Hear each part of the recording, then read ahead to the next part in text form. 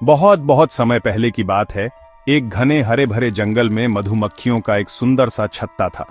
उस छत्ते की रानी थी रानी मंजरी। रानी मंजरी सिर्फ एक रानी नहीं थी, बल्कि बहुत समझदार, मेहनती और सबका ख्याल रखने वाली मधुमक्खी थी।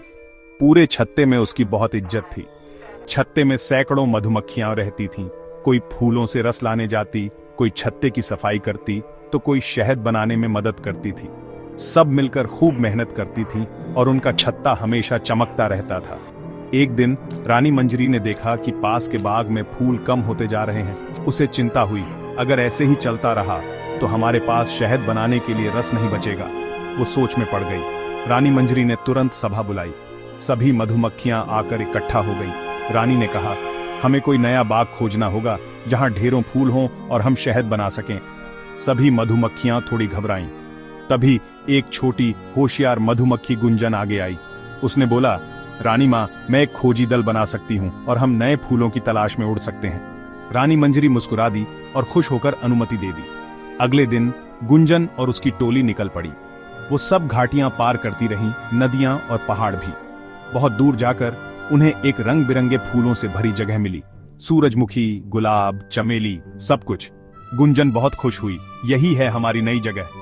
लेकिन तभी गुंजन ने देखा, वहां कुछ इंसान खेतों में कीटनाशक छिड़क रहे हैं। गुंजन समझ गई, अगर यहां रुकेंगे तो सबकी जान को खतरा होगा।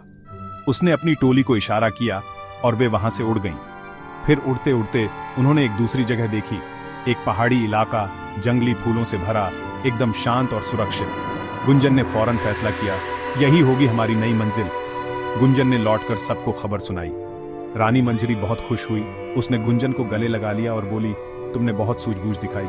आज से तुम हमारी खोजी दल की प्रमुख हो। फिर सारी मधुमक्खियां नए छत्ते के लिए निकल पड़ी। उन्होंने मिलकर एक सुंदर सा नया छत्ता बनाया। अब उनके पास ढेरों फूल थे और शहद की मिठास से पूरा जंगल महक उठा।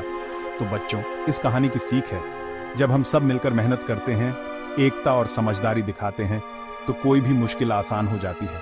अगर तुम्हें यह कहानी पसंद आई तो मुझे बताओ, क्या मैं इसके लिए चित्र बनाऊं या इसे कविता में बदलूं। धन्यवाद और अगली बार फिर मिलेंगे एक नई कहानी के साथ।